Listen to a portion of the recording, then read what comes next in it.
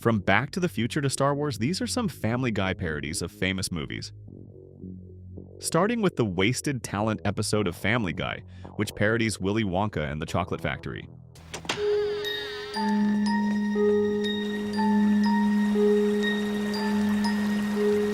Take a drink. Family Guy decides that the most magical place on Earth isn't a chocolate factory, but it's a brewery. For the first time in history, Pawtucket Pat opened its doors for the selected members of the public. Pawtucket Pat has placed 4 silver scrolls and 4 random beers. So whoever finds the scrolls will earn their golden ticket to the brewery. Peter immediately goes into full Wonka child mode, except instead of buying chocolate, he just drinks every beer in sight. This little stunt will cause. Oh, Lois, thank God it's you. The last 3 houses I went to were very rude. Have you been drinking? Oh, Lewis, you should know that searching and chugging are the same thing to Peter. My last beer. Here goes. After finishing the whole town's beer, Peter at last gets his golden moment. I bet that scroll makes the beer taste terrible. Oh God. Unfortunately, the moment was in his vomit. I found it! I found the last scroll! He found it! Oh my God! Run home, Pete. The next scene is basically out of the movie. The only difference is Charlie has hope and knows how to run. But Peter has stomach acidity and weak legs.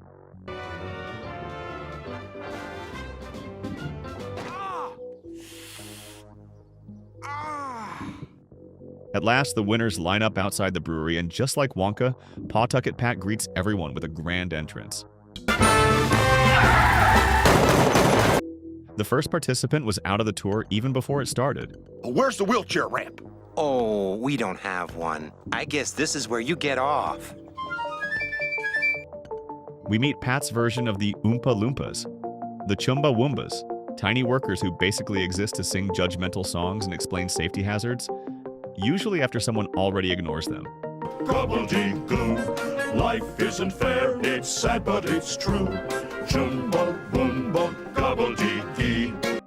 The tour begins, but instead of chocolate, there is beer and drunk adults everywhere. My beer, you will find this magic rule. Make your every joke. Then comes the beer version of the fizzy lifting drink. Bugs out of our latest invention, Permasuds, beer that never goes flat. As expected, Peter and Brian ignore the obvious warning. Carbonated long after you die of old age and we buy another dog. As they can't read the "Do Not Enter" sign, they end up drinking an experimental brew that sends Peter and Brian drifting toward a giant ceiling fan like 2 drunk balloons. I don't know why you said it wasn't ready. It tastes pretty good to me. Whoa! This is it, pal. We're goners. But don't worry. They save themselves the only way Family Guy knows how. Weaponized flatulence. Hey, pull my finger. My pleasure. Hey, Peter, this next one, you can blame on the dog. Truly cinema. Predictably, Pat kicks them out because drinking the dangerous glowing liquid marked "Do Not Touch" was apparently against the rules. That sign? You've sullied my factory and disobeyed my rules. I want you to leave immediately. Oh, come on. Poor Peter doesn't want anything at this point, except for his grand exit. Chumba Woomba, Ah! Ah! Ah! The episode continues, but the parody wraps up here with a lot of beer and liver problems. Next, we jump into the Meet the Quagmires episode. In this Back to the Future parody, Death shows up like a bored Uber driver with supernatural powers. He tells Peter he can take him back to the 80s for one night, not to stop a disaster, not to change the world, but... Hey, Death, I got a favor to ask you. Could you let me go back in time and be 18 again? What are you, high? No! So Peter lands in 1984 to enjoy his romantic teenage life, and the very first thing he does is ignore Lois like she is a spam call. Lois, we got the rest of our lives for me to not hear a word you just said, but tonight I got plans with Cleveland. Yeah, the plans include destroying his fulfilling future and hitting the 1980s jackpot. Are you Molly Ringwald? Yeah, how's it going? Wow, you're the biggest star in the world right now. What are you doing here? Oh, I like to hook up with random bar guys. Lucky for me, huh? Cut to the present. Peter wakes up next to Molly. Peter, it's me, Molly, your wife. Molly Ringwald? You're my wife? We've been married for 20 years. What's wrong with you? It might have felt great if it didn't come with the bonus revelation that Lois is now married to Quagmire. Hey, where the hell is Lois? That's weird. Looks like she's coming out of Quagmire's house. Lois, what the hell? I'm gone for one night and you sleep with Quagmire? Mr. Griffin, what I do with my husband is none of your business. Well, Peter, you have managed to create a new timeline where Quagmire manages to legally acquire your wife. This line represents the normal flow of events. Here's where you met Lois, here's where you got married, and here's the present. And here's the night at the bar. Now, at some point during that evening, you did something that changed the course of your history. This happens when you ignore your soulmate for a teen movie icon for one night. After this, Peter goes back again to fix it. Things. Except Peter keeps messing it up at last. Grim Reaper gives Peter a shut-up call. Death! No! You know what? I'm not doing it again. Screw this! No more mulligans. You're on your own. With Death out of the picture, Peter has to win Lois back like the 90s hopeless romantic hero. Oh, look who it is. Only 14 hours late.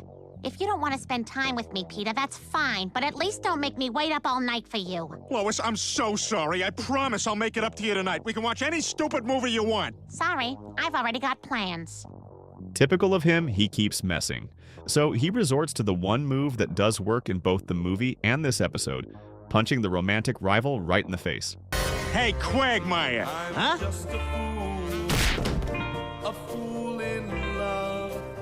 Sorry, Lois, but I have to do this. Quagmire goes down, Lois swoons, and boom. The universe is fixed through pure caveman logic. Weird, but let's just move forward, because we have Blue Harvest now. The moment Family Guy said, you know what? Why make a Star Wars reference for the 900th time when we can just remake the entire movie ourselves? We open on Princess Leia's ship being attacked by the Empire. Darth Stewie Vader makes his debut looking like the only Sith Lord who could be defeated just by tipping him over. Seriously, his helmet has the balance of a bobblehead glued on backwards. All right, Lord Vader, you win. I've hidden the plans in one of these 26 briefcases. Okay. While Darth Stewie Vader was busy playing with these boxes, Leia sent out the iconic message through R2-D2, who is a brave droid and a loyal messenger. They crash land on a nearby desert island, get scooped up by Luke Skywalker, who is Chris Griffin. This explains the confusion of Luke Skywalker throughout the movie. Well, somehow Chris manages to open the Leia message. Help me, Obi-Wan Kenobi. You're my only hope. Luke decides to take the droids to Obi-Wan Kenobi, who is played by Herbert. Luke insists on going with him to save the princess, because a creepy desert hermit promising special training seems totally fine in the Star Wars universe. The only thing they need is a spaceship. Enter Han Solo, now Peter Griffin, who is introduced as the proud owner of a spaceship that looks like a garage sale item bought after one too many beers. What do you think? What a piece of junk! Thank you, this was my brother's. The crew jumps to hyperspace, barely escapes the Empire, and then immediately comes out of lightspeed into the ashes of Alderaan. What the hell? Oh my god, we came out of hyperspace into an asteroid field! Classic Family Guy moment, taking Star Wars emotional tragedy and turning it into a bad GPS joke. It's a space station. Ah, crap, they got us in a tractor! They get sucked into the Death Star via tractor beam, disguise themselves as stormtroopers, and sneak around the station with the kind of stealth that only works when everyone else has terrible peripheral vision. Obi-Wan eventually finds Darth Vader. Here, instead of an epic lightsaber duel, we get... Well, it was over quite soon. Now we get Luke's overdramatic cries, pilots sounding like rejected crayons. Standing by. Red button standing by. Red fox standing by. A stroke of luck, and the destruction of the Death Star in one shot. And obviously a happy ending. You did it! Yay! Hooray, I have your sandwich! Next, we have Griffins forgetting Stewie while going on the road trip to the Grand Canyon at 5 a.m. In this weird baby not on board episode, Family Guy has parodied the Home Alone movie. Peter, you are not putting those birds in the car. Oh, well then, I guess we're not going on vacation. Stewie became annoyed with this stupid discussion and decided to go to bed. Good, then I'm going back to bed. All right, Peter, you can bring the stupid birds. The shocking part isn't that the family forgets a literal baby, but the shocking part is it took them this long.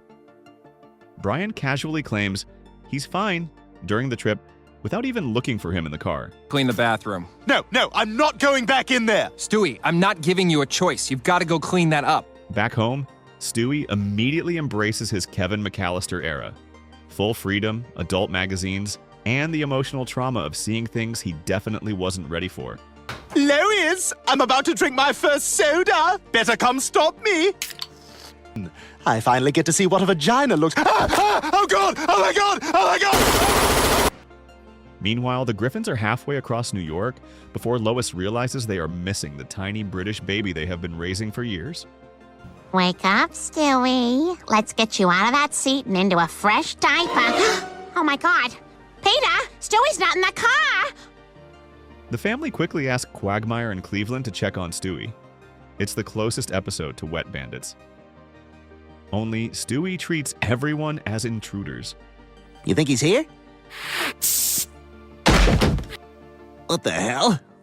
Kevin could have saved a lot of his energy by learning from Stewie. The family desperately tries to get home, but let's just say that Peter is being Peter. To the road. Lois, get off my back, will you? I'm trying to watch TV. Back home, Stewie realizes living alone is not at all a pleasurable experience. He was soon out of diapers and food. But we're out of food, diapers, and just about everything else. Eventually, the Griffins hitch a ride back to Rhode Island in the back of a random truck, the same way Kevin's mom travels with John Candy in Home Alone. I found us a ride to Quahog in the back of a truck. Hurry! At last, Stewie was wrapped in the last hat of Meg near to emotional breakdown when his family came back home. Stewie, my baby. I promise with all my heart that I'll never say or do anything bad to you for the rest of the evening. Stay with us for part 2.